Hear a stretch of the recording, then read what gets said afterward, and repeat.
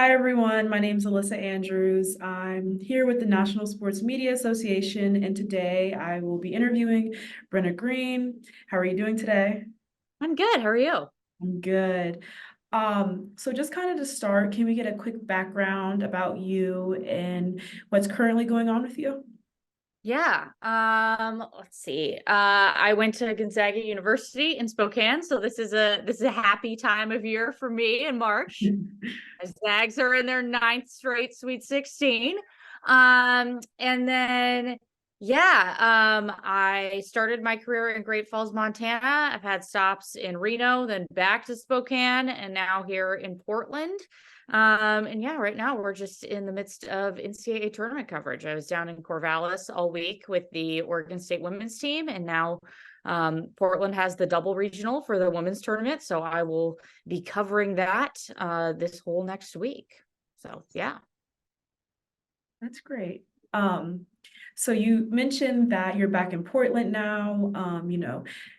Being able to be back home now, how do you feel reporting in your hometown? Oh, it's awesome. I mean, it's something that means a lot to me. I always told my parents after I always told Hi. he loves to do this. My cat, if you're watching, my cat loves to photobomb my Zoom interviews, but here's the deal. If I try to lock him up, he freaks out and like loses his mind. So this is what we get instead. We get my cat. Anyways, yeah. I grew up in Portland. I always told my parents, hey, don't expect me to be home ever. Like if that happens, that's great, but just don't have that as an expectation because in this market, there's only 5 full-time sports jobs in local TV. So it's not a market that has a ton. I mean, my former market in Spokane had literally double that. Mhm. So, I guess they had 8. So when you have 8 versus 5, like it's tough. I never really had this as something in my mind where I was like, oh, I need to get back to Portland because I just didn't feel like that was realistic. And I didn't want to put that expectation on myself. And I also didn't want to come back just to come back. I wanted to make sure it was the right gig. Yeah, It's been a real joy to be back and be covering some teams that I grew up with since my childhood. that's great. That's great. And being a Gonzaga Bulldog, can you talk a little bit about, where you started from there? Yeah. So my first job out of college was about 6 hours away from Spokane in Great Falls, Montana, which most people have never even heard of. There are 210 television markets in the country. Great Falls is 191. So it was tiny. It was a lot of high school sports, but that's like lifeblood in Montana. I mean, these high schoolers are like celebrities in Montana. Especially basketball wise. Basketball is just huge there. But so is like pretty much all the other sports. I mean, football and wrestling and a few others are just massive. So a little bit of NAIA in there as well. They care about their NAIA schools in that region. So I did a lot of that and was there for 2 years and then went and did 2 years in Reno. So I was there during the Nevada men's basketball, a few of their NCAA tournament runs. So that was pretty cool to coincide and be there during that time. And then I got the job in Spokane. I was originally the weekend anchor in Spokane, but that lasted for about 5 seconds. And then I was elevated to sports director. So I was sports director there for technically 3.5 years. And then Portland came knocking. That's amazing. So, just with you working with a wide range of different sports, is there any specific sport that you enjoyed covering or, had a great story with? I mean, college football and college basketball are always just going to be my babies. I love them. Yep. Even though there's so many hurdles with them and it can be a real pain in the butt sometimes.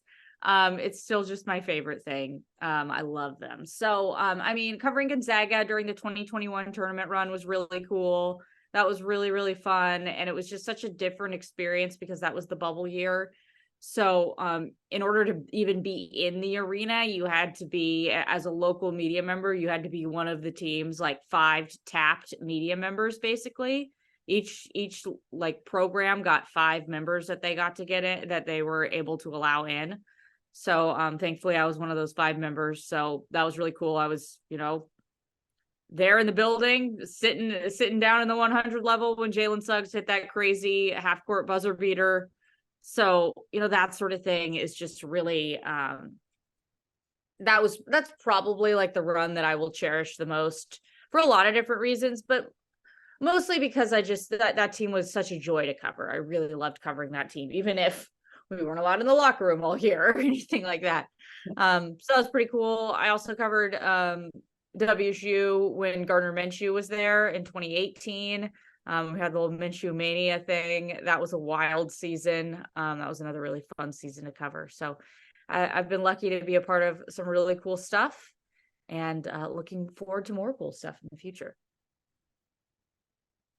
And then, being a woman in sports, it can be very difficult at times. You might face unique, obstacles. How do you navigate that in today's age? Oh, man. Can I get back to you on that one? No. It's, I've kind of had over the last however many months, for whatever reason, there's kind of been an uptick in those sort of incidents for me where I don't know why things keep happening, where it's just like, man, I just want to go do my job. Like, that's all I want to do, Yeah.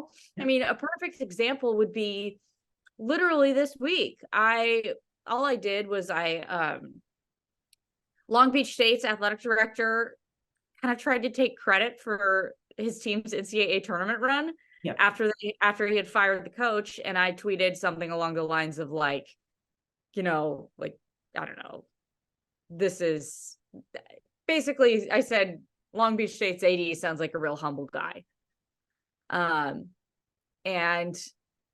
Dan Dockich, who is an interesting person in himself, but anyways, it somehow came across his timeline what I said, and he quote tweeted it, and he said he agreed with me, but then he also called me a little TV DEI hairspray. So basically saying I only have my job because I am a woman and I am there to to check a box. So, I was able to kind of turn that into a positive for whatever reason. And I actually had a lot of people reach out and be really, really kind to me over that and say a lot of really nice things on Twitter. There was nobody on Twitter who was saying anything bad about me, which was really, really cool. Actually, it was really awesome to see that kind of feedback. So I think that it's just one of those things where you have to really focus on all the people who are cheering for you and in your corner. You have to really try not to focus on the people who are doing things like that. And that can be hard at times. That can be really hard. For me, I'll just say this, what was said to me, it didn't even remotely faze me. I think probably a few years ago that would have upset me, but now I am so sure and confident in myself. And I know that I have this job because I work really hard at it. It has nothing to do with my gender or how I look.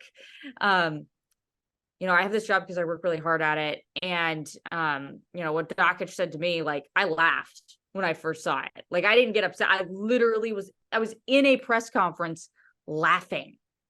I'm in an NCAA tournament press conference laughing. I'm like, okay, yeah, there's your perspective right there that you need to have. So, and unfortunately, another reason why I laughed is because that is nothing compared to some of the things I've dealt with. Absolutely nothing. Yeah. So, yeah, I think it's just all about perspective. And I think it's all about trying to pay attention to the people who are cheering for you and rooting for you, because there are a lot. Yeah. That's great. So being that you are at KOIN-6 now, how has that been for you? Been good. It's been good to be back. Like I said, it's been good to be back home. It's awesome that I'm at a station that really supports its sports department. That is something that I really value, and that's the position that I am in now. So I have a lot more support than what I've had in other stops. So that is really cool. And yeah, I'm, like I said, just happy to be back home and happy to be in a place that really values sports. Great. And what would you recommend to a young viewer entering your industry? What would I recommend? Yes, like what advice would you give them? My advice would be, if you, I'll never forget this. This is something that somebody said to me that really irked me back in Reno. I was on the sideline of a high school football game. I was sidelining a high school football game. And this guy walked up to me and he said, "So Brenna, do you do this because you like being on TV, or do you actually like sports?" And I was just so absolutely baffled by someone saying that to me. And by the way, they would never say that to a man. But generally, I will say this job is a lot of hard work. And there are so many things that go on behind the scenes, and so much that you have to do behind the scenes. I mean, you have to know how to produce your own sportscast. You have to know how to edit everything. You have to know how to write a web story and put it into the system. Like, sports is the department where you really have to know how to do everyone's job. More so than news, more so than weather. You have to be self-sufficient, because a lot of times you're not going to be priority number one. So sports is the job where you need to know how to do a little bit of everything. And if you get into this job because you want to be on television and not because you love sports, it will not last long, because it is not worth the amount of work that goes into it if that's what you want to do.